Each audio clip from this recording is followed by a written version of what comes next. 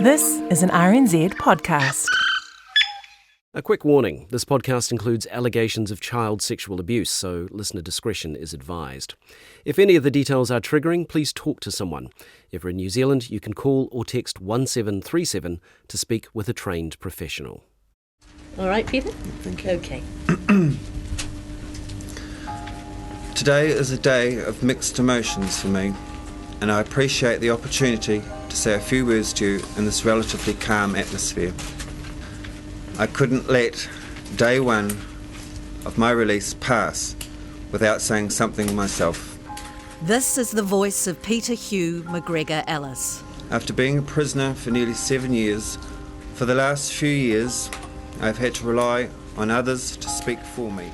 Peter never really liked the media and he was never a fan of the limelight. But on the day of his release from prison, on parole from a 10-year sentence, he gave a rare press conference. It's February 2000. And it is now right that I speak for myself to say at least this. Even though the battle to clear my name is not yet won, I wanted to say a public thank you to the public of New Zealand. Thank you in particular to the parents of children at the creche who have stood by me. Finally, I want to thank my mother and my family. In particular, I mention my mother, who has given the last 8 years of her life to supporting me. And I feel that she has served that sentence with me. Thank you, Mum. Thank you, friend. Have a drink. Peter Ellis is a tall, slim man who towers over his devoted mum, Leslie. He wears distinctive, large aviator-style glasses. His long dark hair is tied back in a low ponytail. Physically, Peter hasn't changed much since he was sent to prison 7 years earlier, back in 1993. There's been a decision in the Peter Ellis child abuse case in the High Court in Christchurch. At the High Court, Paula Penfold. The jury has just delivered its verdict. It's found Peter Ellis guilty on 16 counts of sexually abusing children in his care and not What became known as the Christchurch civic crash case was huge. Families, a city, even a country, all polarised by shocking, sometimes bizarre accusations of child sex abuse. And it's a case that's still causing rifts. The case has been challenged in courts over and over again in the past 30 years. And in 2022, right in the middle of making this podcast, it went all the way to the New Zealand Supreme Court, making legal history along the way. I want everyone to know that just because I have been released from prison, that the fight to clear my name does not stop. It goes on, and I do not intend to stop until my name is cleared and the truth is out, for everyone's sake, including the children in the case, because there was no abuse of children at the civic creche. This is Conviction, the story of the Christchurch civic creche case and how Peter Ellis came to spend years in prison for crimes he says he didn't commit. Hi, I'm Ali Jones. And I'm Alexander Bieser. Now I mostly work as a filmmaker, and you probably hear I'm not from here. I'm from Germany, but came here about 20 years ago. Looking back through my emails, it was February 5th, 2015, when a friend made me aware of this case. The more I read, the more interested I became. As an outsider looking in, so many things just didn't seem to add up, and so I got hooked. So I've spent years talking to people involved, looking through old archives, stories, TV shows, radio interviews, piles of paper, anything I could get my hands on. And I'm still surprised how raw the emotions are around it today. Because what did and didn't happen at the civic crash is still hotly contested, and whoever you believe, it's done immense damage to the lives of so many. And I have to say, it's not an easy story to tell. It's a pain etched into the city of Christchurch. This is the city where I grew up, where I've made my home, brought up my own family, and in fact I was working in a newsroom when the Ellis case was all happening. When Alex asked me to join him on this podcast, I realised just how many connections I had to the story. In Christchurch, one of the most controversial civic creche, Christchurch Civic Childcare Centre. I can clearly remember when the sexual abuse allegations came to light. Man at the centre of Peter Ellis. For months it was all anyone in Christchurch was talking about. This was happening in our city. We were living it. But we knew the rest of the country was watching. Peter Ellis guilty. He's completely innocent. Ripples go on and on and on. Peter wasn't an easy person to get to know. By the time I'd met him in 2019, so nearly about 20 years after his release, he was very private, kind of elusive. It took a long time to build some trust. But once we talked sometimes for hours. It wasn't always easy though. But I'll see Alex in the afternoon, if that's all right with him. Yep. I need to... You just take over and get started, because Peter's energy will run out. Okay. Not my energy that'll run out, believe you me, it'll be my temper. Does it depend on my questions? No. Oh, Jesus, sorry. Oh, help. Right, I need some pills. 1 moment. Peter was diagnosed with bladder cancer, and it was terminal. At times when I sat down to interview him, his friend Stephen was around. Stephen Ferguson was a chaplain when Peter Ellis was in prison, and when Peter became really ill with cancer, Stephen helped him with grocery shopping, filling in paperwork, or pretty much anything Peter wasn't able to do anymore. I was one of the last journalists to sit down and talk to him. One of the things that was very clear to me, he wanted to live and fight to clear his name. In his mind, it was cut and dry. He was innocent. In this episode of Conviction, we'll paint you a picture of the creche and how Peter Ellis began to work there, and the accusation that led to one of New Zealand's longest and most controversial cases. So let's get into episode 1, Black Penis. My mother's losing, slowly but surely going into the depths of Alzheimer's, and myself. I mean, I might not be around to even see a result. There's something terribly rotten about it. There's something so obviously wrong here. There is always another side, and what I think is really interesting in this case is it was about a city possessed. We've become a country possessed. It's a case that, so strongly resonates in Christchurch. It's in the bones of the city, I think. It was 1991. On any given weekday, you'd find the early birds coming in to drop their children off at the creche, any time from 7:30 in the morning onwards. Not surprisingly, a lot of them were drawn towards their favourite childcare workers, Marie, Paula, Jenny, Debbie, and Peter Ellis. Adelaide was one of those children. She loved Peter Ellis. I visited her parents, Doug and Liz Reed, at their home in the Kashmir Hills above Christchurch. Their oldest 2 kids attended the creche, and Doug was also on the creche management committee. They'd go on walks, they'd get an ice cream in the park and at the gardens and come back, and they'd sing songs and, throw stuff to the ducks and, what could be better? They just used the city as their little playground. They just seemed to do a lot of interesting things. Like some of the others we went to were far more structured. I guess it was a little looser, wasn't it? There was a lot of physical activity as well as, inside stuff, but they did do a lot of jumping around and making, they'd make hidey places and just all sorts of stuff that you would probably do at home, but they just did it there.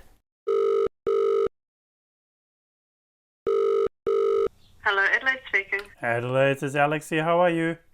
Good, thanks. How are you? I'm on the phone to Adelaide. She lives in Hawke's Bay now, but she went to the creche from June 1989. How old am I? I'm 32, and I actually don't know how old I was when the creche stuff, I think I was 3 or 4. I really mainly remember outside. I remember there was a slide that we used to slide down, and someone would put a hose down it and slide into the pool, and swings. At the end of the big end, there was a wall with some wooden bars, like gym bars, I guess, along it, that I always thought, when I'm grown up, I'll be able to climb to the top of that. And then I went back, and actually I could probably almost touch the top of it with my arm. And they had a dress-up box with some really great butterfly wings that everyone wanted.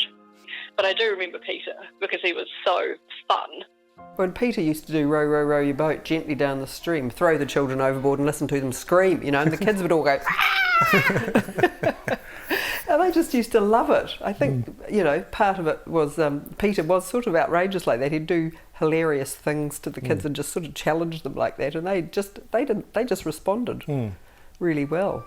Being outrageous, enjoying a bit of shock value is a bit of a theme with Peter Ellis. Like, I got given a book of pictures taken at the creche, In one, Ellis is wearing super short Adidas shorts with a jumper, the sleeves tucked up. He's poking his tongue out between his fingers, which are spread in a V. Picture it, you'll get the gist. Not a pose I'd consider pulling, particularly at a crash, but not surprising for those who knew Peter at the time. The Christchurch Civic Creche, though, was known as a progressive place. It was owned by the City Council, but it had a committee of creche parents and council members who kept a relatively casual eye on things just to make sure they were ticking over. It was open plan. Parents could pop in whenever they felt like it. More than 70 families used the creche on a weekly basis, and nearly 30 kids attended daily in the preschool section. That was where Peter Ellis worked. In a small but very noisy cafe not far from the city centre, I met up with another creche worker who wants to remain anonymous. She fears being caught up in it all over again, but she describes what the creche was like back then. We had a massive waiting list. The people that really wanted to come there because of the things that we supported, like the no sexism, the no racism, the no, and then we had kids come that had, looking back, it was it was very, very progressive. It was the only place like it at the time that I know of in Christchurch. It spoke to me, that we were supporting and encouraging children's free expression, and we didn't tolerate bigotry, and we didn't tolerate sexism and racism, and we didn't encourage kids making weapons and shooting each other. Another family who used the creche lived, and actually still does, a block away from where it once stood, until it was destroyed in the 2011 earthquake. My name's Mary Cox, and I'm being interviewed today in my lounge room. And I'm Malcolm Cox. Malcolm and Mary Cox were typical of the sort of parents who were using the creche in 1991. I guess you'd say upper middle class. Malcolm ran a business from home and Mary was a nurse, and all three of their girls attended the centre. You'd go in the morning and you would sign on, but not as... I was terrible at signing on. And they'd always had that sign-on book, but I was completely slack. I thought, what's the point? They know where Lizzie is, they know who I am. When I'd finished work in the morning or whatever, I'd go over and pick up Lizzie, and they didn't know when I was coming. And it was a very happy arrangement for us. It was a really breath of fresh air to send your kids there. It was a nice place. Our kids were happy there. Yeah, really happy kids. Describe the creche, given that you lived so close to it. The vibe was fine. These people were professional childcare workers, and they had standards and they had programs and they had a culture, and no doubt they had a bloody mission statement as well. You want the best for your kids. You want your kids to be safe. You want to be able to feel secure that you can get on with your own job. You want your kids to be happy. You need to be able to afford it. I got the sense it was a place where Peter Ellis was really happy as well. After his release from prison in 2000, Peter moved to Leithfield Beach, north of Christchurch. It was near his mother. It's one of those long, windswept east coast New Zealand beaches with pebbly sand and crashing waves. Much of it's lined with pine forest, and while it can get busy during the summer, it's not hard to get it all to yourself at other times of the year. When I met Peter Ellis, he lived in a small, I'm sure totally uninsulated, single-glazed, weatherboard cottage batch-type place. The village, more of a summer holiday spot, seemed pretty small. Ellis' street is a dead end with a nice park and mature trees in the middle. Wikipedia says it has about 1,000 people living there, but that feels a large number to me. I had a sense it was a sleepy place, the sort of place where everyone knew everyone else. Would you like a juice and a pie or something? Oh, Liz, now we're talking. The first time I visited, Stephen shouted lunch for me and Peter. What would you have? Surprise, mate. Steak and cheese or something more. Toast, not bacon and egg. Right. Peter's house is pretty basic, more like a batch really. Pet stuff everywhere, birds in cages, cat and dog bits and pieces. The decor is eclectic. There's a clown hanging from the ceiling, knickknacks on the shelves and soft toys on the furniture. I start by asking him about his upbringing. My upbringing was fine. We were kids from a headmaster's school. We learned how to dig 3-foot fence posts, holes for fence. We put up fences, we built buildings. We had a half-acre veggie garden. We milked cows, we killed pigs, we killed chooks. My parents were probably voted national. My grandparents probably voted national. pick your feet up, don't, if you're suffering along with your jandals, pick your feet up. All joints on the table will be carved, so no elbows on the table, all those things held fast. Peter Ellis was one of 4 children to John and Leslie Ellis. While he was born in Gisborne, the family relocated to the Wairarapa in the early 60s when he was a young kid. There they met Barry Doyle, who lived next door. Yes, well, I was in the teaching profession and got appointed to Gladstone School, and Peter's father was at Te Witi School in the Wairarapa, and that's where we met up. We had 3 years there, and I had children of a similar age to Peter, and so we played a lot together and we spent a lot of time in each other's houses. I remember one time when he had come from a rugby match, still with mud on his knees, stood in front of a beautiful gold mirror that my wife had, and Peter took a piece of lace and he draped it around his head and he said, "Mr. Doyle, do you think I look pretty?" And I said, "You look very pretty." And I said, "What do you want to be when you grow up?" And he said, "A fairy princess." Peter was very upfront, very direct, very open and honest and amusing, even as a 6-year-old. That was as a 6-year-old. When Peter was about 9, his parents John and Leslie separated. Leslie remarried a Dutch immigrant named Antonius Adrianus Hartings, but everyone called him Cor. She and the children moved with Cor to Dunedin. He did feel the loss of his father a lot. He's very, very close to his mother, Leslie, and Leslie was a wonderful, supportive mother beyond imagining. But I do think that Peter was grieved for his father in quite a severe way. Actually, maybe just tell me your names, please. Hi, my name's Tania. I'm Peter's sister. I'm Mark. I'm Peter's middle brother. I'm Andrew and I'm Peter's little brother. Peter's siblings live all over the place these days. His sister Tanya lives in Leithfield, Mark made Dunedin his home, and Peter's other brother Andrew lives in the UK. I was on summer holidays and was passing through Christchurch when I managed to catch them all together. Our chat is the first time they've ever really spoken publicly about what happened. I think Peter felt the separation from John the biggest. Yeah. This is Andrew. He was 9 and he felt the rejection of his dad. Peter probably is a rebel, and he's quite an articulate rebel. So he's got a bite to his tongue, and so Cor is very authoritarian. I think Peter probably takes things in his stride, and that's probably why he just moves through stuff. Or just built walls around all the negative things and never actually opened up about any of the negative things. About 1970, the family moved again, this time to Motueka, a small town near Nelson, at the top of the South Island, where Alice's stepdad opened a small engineering factory. Here's Mark. I mean, he's obviously a very, very clever guy, Peter. Mm-hmm. And but school didn't seem to work for him. No. Because he easily could have gone into tertiary education if he wanted to, but just didn't really gel. But he obviously sucks up so much information because his general knowledge and his understanding of things is miles beyond mine.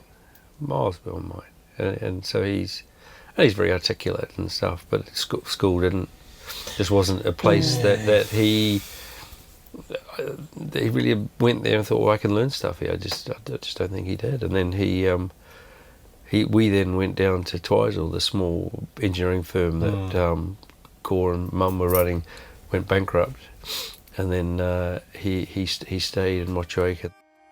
It's about this time that Peter Ellis started expressing his sexuality. I was already wearing cold eyeliner. Probably had longish fingernails there for a male in those days. I had a stand-up row to get my hair permed at the only hairdressing salon. I mean, I've lived with 8 women and 3 men in my whole life, so go figure. After Ellis left school, he drifted somewhat, picking tobacco in Nelson and then going to the UK for his overseas experience, like so many Kiwis do. A few months before I met all the siblings, I met Mark Ellis and his wife Leanne at the home in Dunedin. Can we get you anything to eat? You want a bicky or anything like that? Bicky would be lovely. Bicky? Bicky, I don't say no to. I should, but I don't. Both Leanne and Mark remember Peter's UK trip as transformative. Mark said he was trying to figure out who the hell he was. He went there with a girlfriend or... Yeah. So when they first met, he was 17, she was 22. I'm pretty sure he was only there about a year. So when he went to England, he had his first gay experience. Yeah, his first that changed his life. I went there, I was there for a year, I came back and my family had moved to Twizel.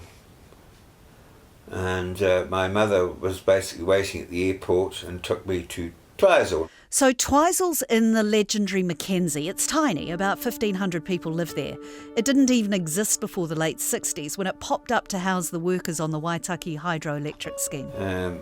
And I've had a total cultural shock and I wouldn't really see eye to eye with my Dutch stepfather, so I had a choice. I could have gone to Dunedin, I could have gone back to Nelson. I'd never been to Christchurch, never lived in Christchurch, didn't know anyone in Christchurch, but it was the nearest thing to catch on a bus. So if I'd gone to two of the other two places, the civic crash case may never have been. There go I, but for the grace of God. You mentioned homophobia before. That time in New Zealand, do you think that played a part in I wasn't aware of it. It's never been something I've ever stopped to think about. It's not a label I've attached to myself and never have done. I was unaware of it as such. It wasn't until, I mean, you've got to have a look at some of the oiks. It's the only way you can put them. If you like, there was a lot of fundamental Christians amongst that lot. Look at them! There is a problem! You're looking into Hades! You're looking at the homosexuals! Don't look too long! You might catch AIDS! Even though Ellis wasn't aware of homophobia at the time, it was definitely bubbling under the surface in New Zealand, and the gay rights movement was demanding change. We are citizens of this country! We demand our rights! As citizens of New Zealand! Homosexuality was still illegal in New Zealand in the early 80s, and as the government sought to introduce homosexual law reform in 1986, rallies both for and against the bill were held. Vote to legalise sodomy in this country, then you know what to do to those members of Parliament next election. And all that homophobia bubbled to the surface. Well, it's against the law of nature, and if the homosexuals just perfected perversion with themselves, they would die out in one generation. I do remember the tensions running high, and even years after the bill was passed, some people didn't make much of an effort to even hide their prejudice. While Parliament continues to rubber stamp every single deviancy that moves, we're going to have more of this problem as more of these little creeps come out of the wardrobe. Far out, that's pretty full on. Now, I don't remember Germany being like that in the 80s or 90s, but I don't know, maybe I was too young. Well, I'm really shocked to hear some of that stuff now, just some of the language, deviance, out of the wardrobe. It's not that long ago. And that last clip we heard, New Zealanders of a certain age will recognise the voice. That was our then Minister of Police, for goodness sake, John Banks in 1993, talking on TVNZ's Holmes show. And the long-standing National Party politician Graham Lee was also an outspoken critic at the time. In the case of homosexuality, you've got unarguably an unnatural behaviour. You've also got a learned behaviour. And in the context that surely this stands to reason, there's a predilection to paedophilia or child sex. And it's against this backdrop that Peter Ellis is out there looking for work. Yes, so his family gave me a banana box full of newspaper clippings, court documents, photos, letters, and stuff like that.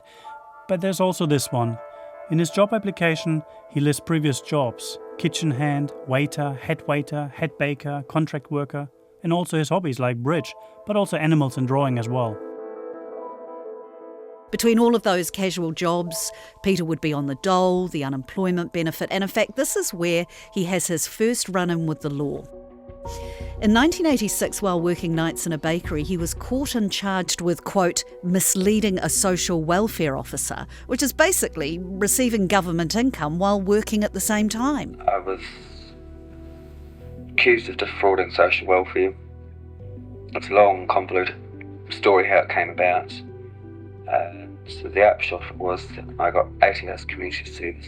He says accused there, but Peter wasn't only accused. He was prosecuted, convicted, and given 2 options for working out those 80 hours, either at an animal shelter or at the Christchurch Civic Creche. By this time, Peter was boarding in a big house at 404 Hereford Street in the central city, and it was an easy 20-minute walk from the creche. And Peter loved animals, so why didn't he make the obvious choice? Why not the animal shelter? Well, I sort of expected him to take the SPCA one. Peter's mother, Leslie, died in 2022. She'd been living with dementia for several years before that, so I couldn't interview her. I couldn't speak to Peter's father either, as he was also in care. But back in the mid-90s, Leslie had a long chat with author Linley Hood for her book, A City Possessed. It's recorded on a dictaphone, so the quality isn't great, but she has some good insights into why her son chose the creche over the SPCA job. But he laughed, you see, and he said, I can't go there. He said, I'll finish up bringing home half the livestock. He said, I better take the other one. But, I understood that perfectly, because he was always bringing animals home anyway. Imagine him getting out at the SPCA. I knew exactly what he meant. And I thought, well, that's probably a good thing. So, of course, he's equally as good with children as he is with animals. His brother Andrew suspects, though, that convenience played a role too. He could have done the animal shelter if it had been closer. Well, that's the thing. He was telling me that it was basically down to 2 buses to the animal shelter or 1 bus to the creche, and so he chose the kindy. Later on, people would see Peter's choice to work with children as suspicious, that it was about access to the children. Leslie always dismissed those suspicions, but even she wasn't super comfortable with his choice. I have to say I've always felt a bit nervous about something going wrong at creche. Partly because he was so involved with the children. It's a silly, uneasy sort of a feeling to even think that. I didn't ever think anything was going to happen like it did happen, but I've always thought because he was so good. People get strangely jealous of others that are really good with their children, when perhaps they feel that things aren't going well with them and their children. He was always involved, plus all the jokes that he used to sort of set up. I thought one of those could have rebounded. Once Peter started at the Civic Creche in August of 1986, he found most of the staff welcomed him with open arms and the work was easy. He didn't have another job to worry about, so he ended up doing the whole 80 hours of his community service in only 2 weeks.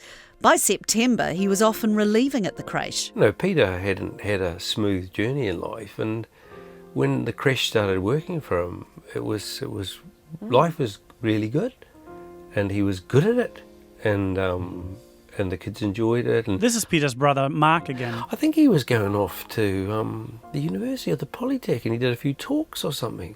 But he was very good with children and very good at the creche. And the kids really enjoyed him. And they did enjoy him a bit because he pushed the boundaries and he did a little bit of rough play. And that's what I do, a little bit with my kid. And kids love it. I remember him saying it's maybe at times a little bit of a catty environment, and so and then he'd be, because he could be quite acerbic, so he'd like switch over and because he'd be quite sharp with some of his humour.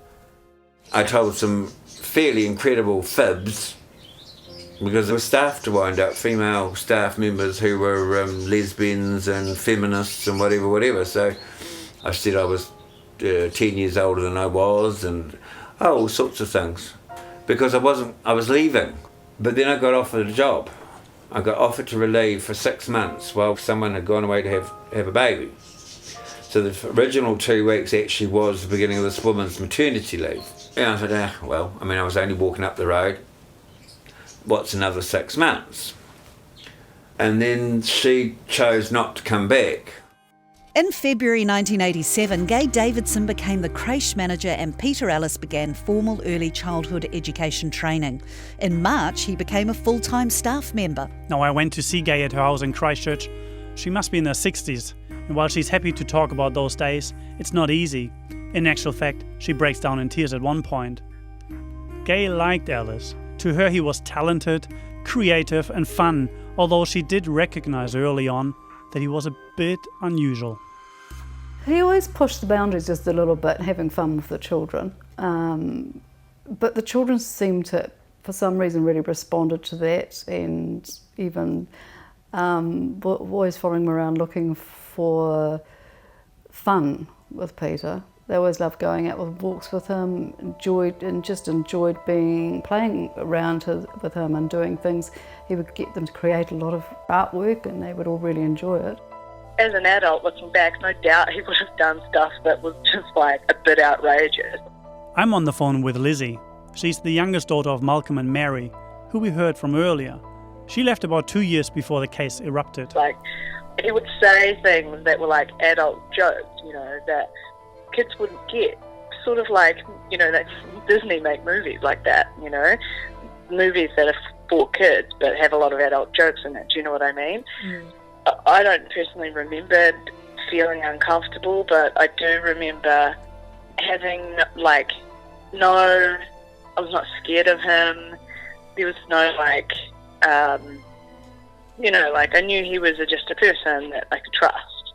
One of the things that does happen to me is that children find me. The type of child that I actually got on with were the go-getters, the up-and-getters, the ones that didn't grizzle, the ones that wanted to learn. Oh, I know what they are. This is our bunch of really naughty sheep. They just keep busting out through the electric fence. An hour south of Christchurch, I met Paula, another former creche worker. Paula began working at the creche in about 1987 in the nursery section. After taking some time off for the birth of her daughter, she returned part-time in 1991 as the outside person. This meant she'd set up the outside activities and games, supervise the outdoor play, and then tidy everything away at the end of the day. Paula's a sheep farmer these days. And like others, she didn't want us to use her surname because 30 years later, the memories of the case and its fallout are still painful enough to make her nervous. You can jump on if you like, Alex. I hopped onto the back of the truck and talked to her as they moved sheep from one paddock to another. She's got a few good yarns about Peter Ellis. I remember once he was annoyed with Gay about something. He was cross with Gay, and we'd had all these packages and boxes of things, equipment arrive, and so he took all the empty boxes that weren't flattened or crushed, they were still fully formed boxes, and he put them all inside her car, like jam-packed it, so the whole car was just chocker full of boxes, and she went to go home at night and she couldn't get in the car. You know, so it sort of sounds like maybe they didn't get on, but I think they really did get on. Like, she was really fond of him, but he pushed the boundaries. Well, that's his wit, isn't it? Yeah, it was part of his sense of humour. Yeah. Come on.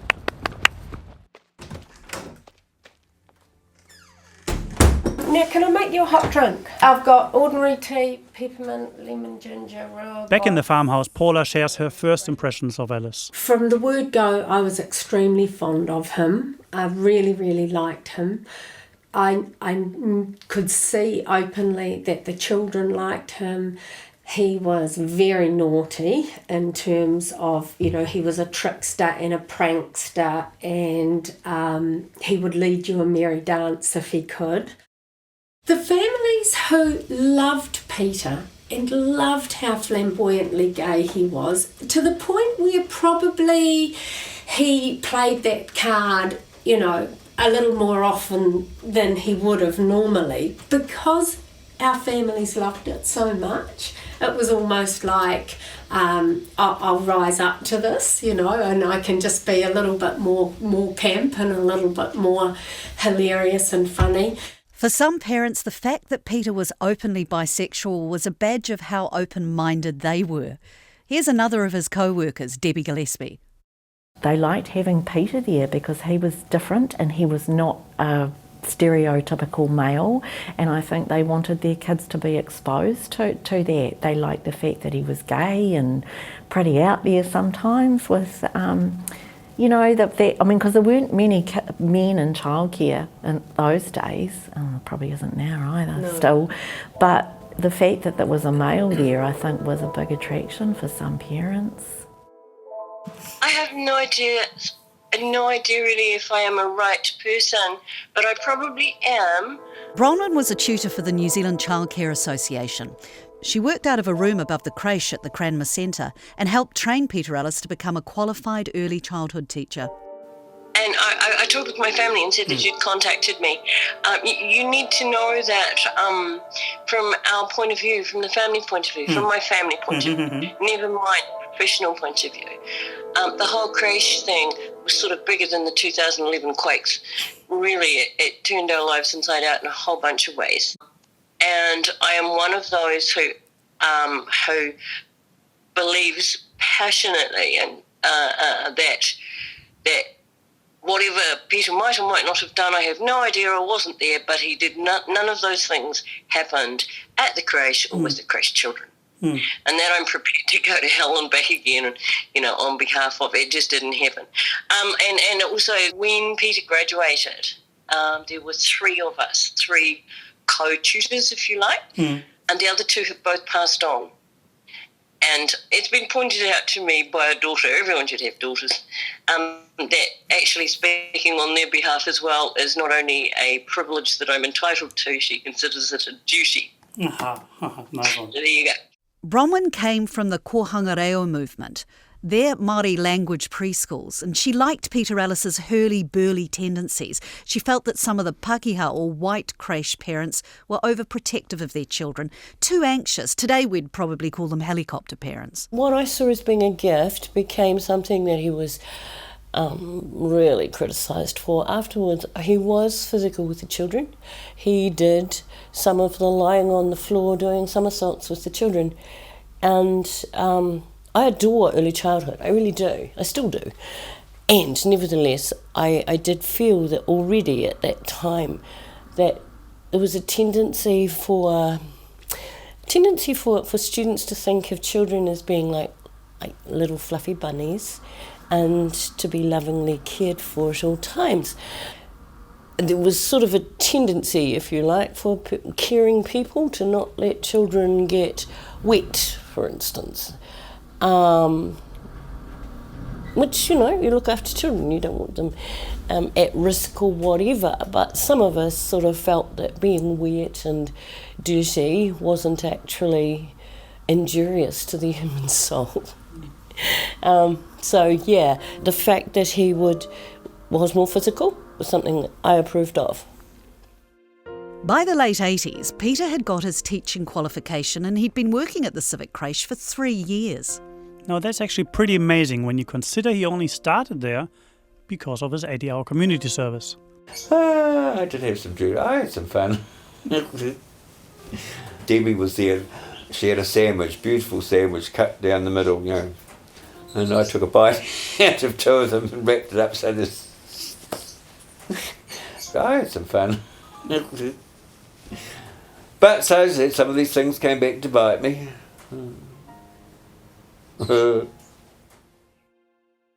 So it seems Peter Ellis was generally well liked, but certainly not universally. While we've got these people talking about how he was a bit naughty, a bit of a rascal, quite physical, you can imagine that through another lens, some people saw this as a real problem. Some of his behaviour went beyond playing tricks on his colleagues, and there were complaints. About 3 years before the creche case saga, Peter received a verbal warning from his supervisor, Gay Davidson, followed by a written warning from the City Council. Hang on, I've got this letter here, dated 7th of February 1989. It says he, let me quote, demonstrated lack of support and seeming indifference to children's emotions, for instance, leaving children to cry unconsoled. Now, the letter also said he was frightening children with his physical posture, excessive physical force and blatant verbal threats. So we're going beyond a bit of rough and tumble, right? I mean, imagine today how a parent would feel about a kindy teacher using excessive physical force, threatening their child. There'd be an outrage. And then there was this incident, which was said to have happened in October 1991. An actor reads the letter. Dear Sir or Madam, we would like to make a formal complaint to the Council about an incident involving Peter Ellis and our son at the Civic Childcare Centre. The incident involved being hung up on the fence by his clothes so his feet were off the ground. This was done as a joke by Mr. Ellis. However, it was dangerous and frightening and left with a sore back for several days afterwards. This was totally unacceptable behaviour. Signed, Mr. and Mrs. This particular day we'd all been outside and it had been wet, and she pushed to the front of the queue and said, "Hang my toes up!" So I did, with her in it. So she's sitting there. Now I did the same to another child, and I hung him up again. He was little and light. Unfortunately, another child dragged on him and it actually hurt his back, and that got brought up. You know, he was in no danger. I didn't take into account that some other child was going to suddenly and it was a big child, and dropped a whole lot of weight on his back, so he hurt his back quite badly. You know, it's interesting hearing both sides, but I think as a parent of a young child, I'd probably have written a letter of complaint too. With formal complaints and a child getting injured, it is more than hijinks, but some kids saw it differently. Kids such as Opal. Opal isn't her real name.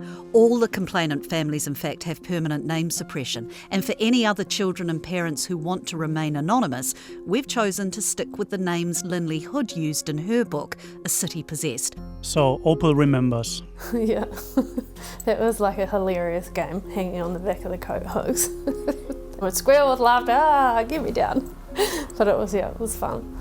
And yeah, pick me. It was always a competition on who got to have a turn. This raises an issue that we're going to keep coming back to time and time again in this series.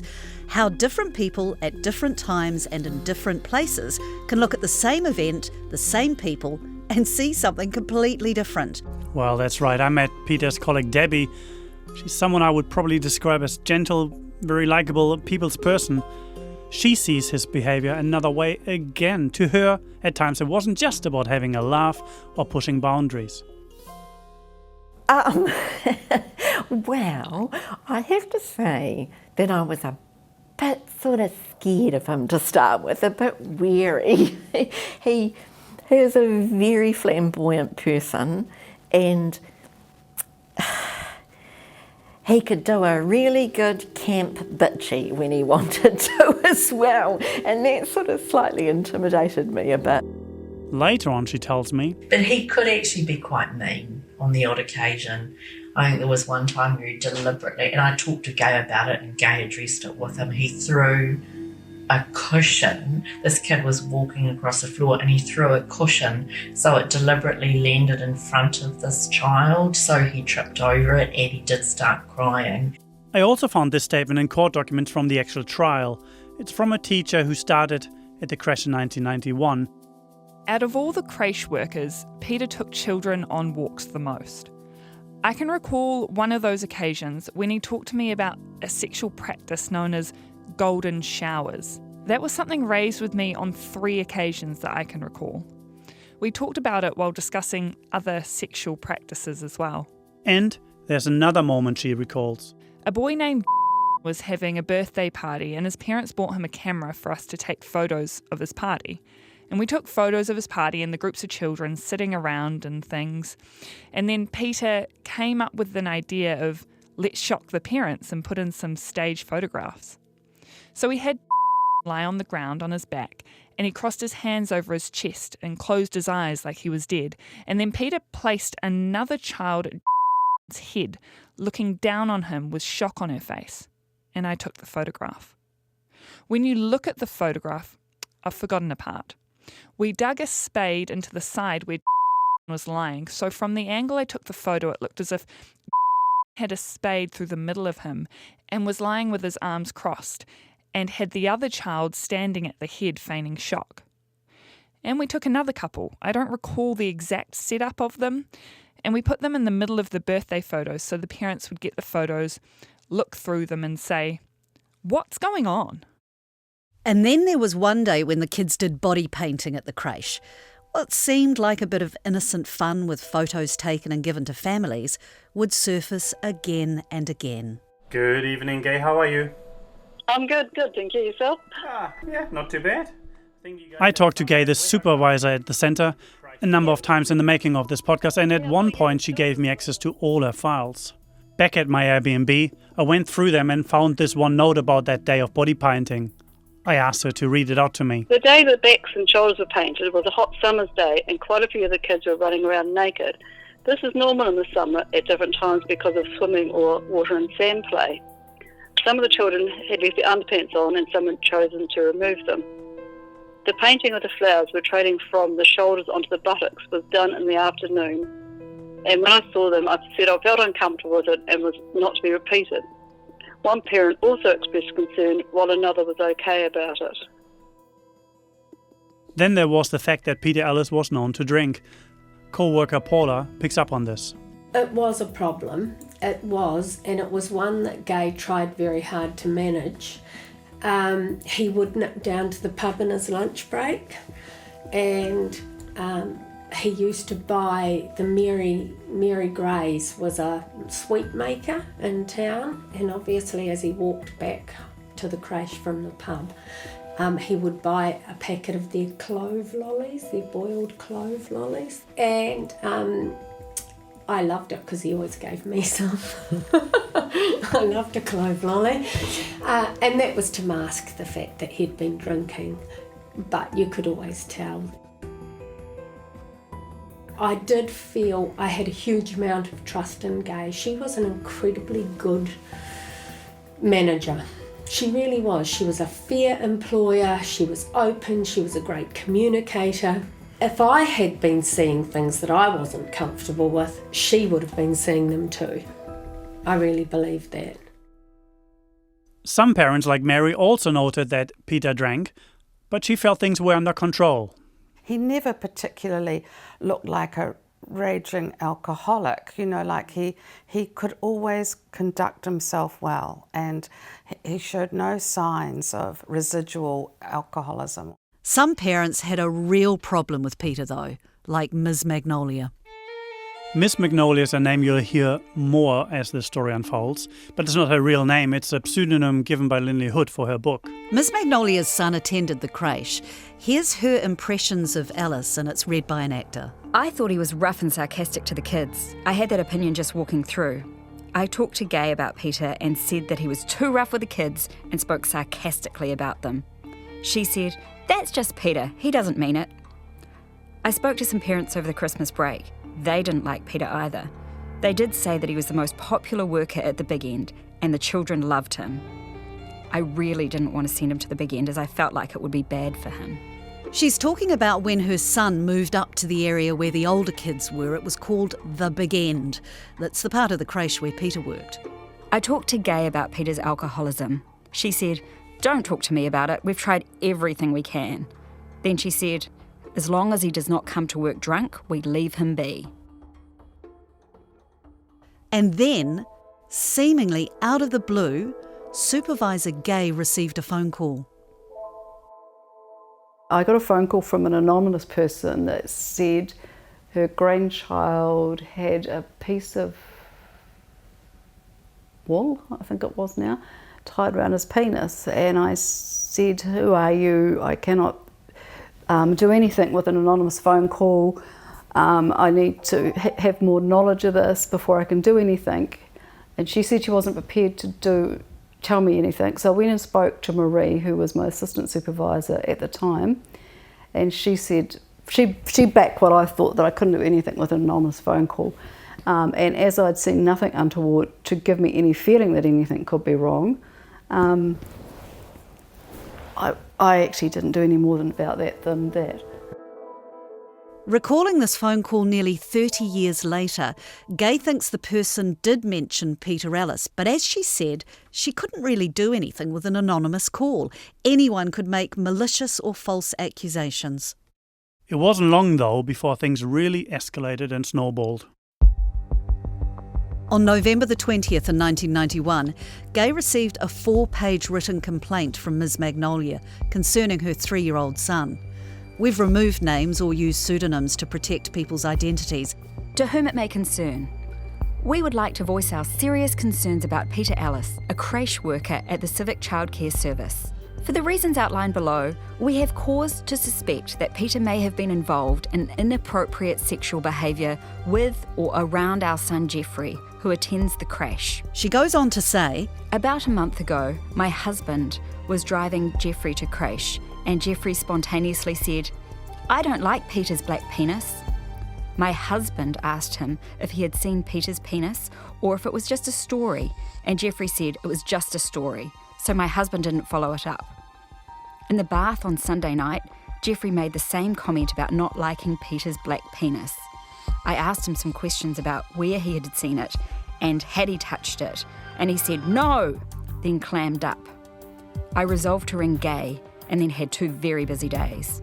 The letter continues with Ms Magnolia describing a conversation she had with her son. Will you tell me what happened with Peter and his penis? No, I won't. Did Peter hurt you? No. Did Peter scare you? Yes. She said her son didn't want to go to the creche anymore. Do you want to go if Peter isn't there anymore? Yes. Was Peter's penis scary? It was darky, scary. Is Daddy's penis scary? No, you silly mummy. Is yours? No. Then he told this story. If Peter came to this house, he would be a monster. If he was a monster and he was here, you'd be asleep, Mum, in your bed, and you'd wake up and see the monster and be surprised. Upon receiving this letter, Gay was panicked and distressed. For us, it was the unknown. We didn't know really what was happening, where this was coming from, where it was being driven. It's just something we never thought you don't even think you're going to deal with something like this, so how do you deal with it when it happens? It was awful. 5 days after the letter to the creche, Ms Magnolia called the police and laid a complaint against Peter Ellis. Detective Colin Eade noted on a job sheet, he is apparently homosexual. I think he's a very clever offender.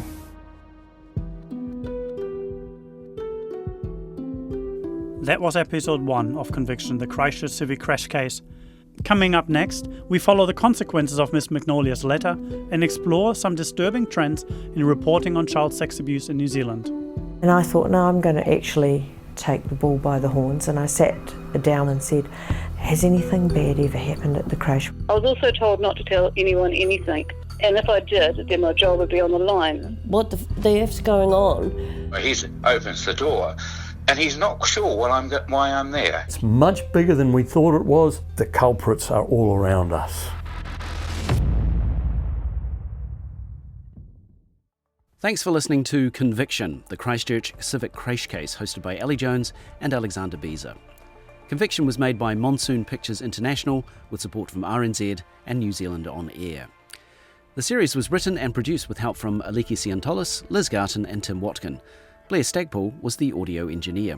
Voice actors in this episode are Bonnie Harrison, Ayana Piper-Helian and Josie Campbell. Thanks go out to RNZ's commissioning team, Kay Elmers and Tim Burnell, for giving this project the green light, and to Hing Yi Kong for designing the webpage. And to Nataonga Sound and Vision for help with some of the archival audio, as well as MediaWorks Discovery, Getty Images, TVNZ, and the Livingston Family Trust. The key image for the series is courtesy of North and South. Conviction can be found on the podcast page of the RNZ website. It's also available on Apple Podcasts, Spotify, Google Podcasts, and iHeartRadio. Follow the series so you don't miss an episode. A big thanks also goes out to Lindley Hood, Melanie Reid, Martin Van Benen, Alan Sampson and Ross Francis for their persistent work over the decades. And to everyone who spoke on and off the record, from the colleagues at the creche, the academics, lawyers, creche staff and families. In actual fact, anyone who assisted in whatever shape and form. And finally, special thanks to Peter's extended family, Stephen, Winston and Roger, John, Rob, Annie, Philippa and Jane.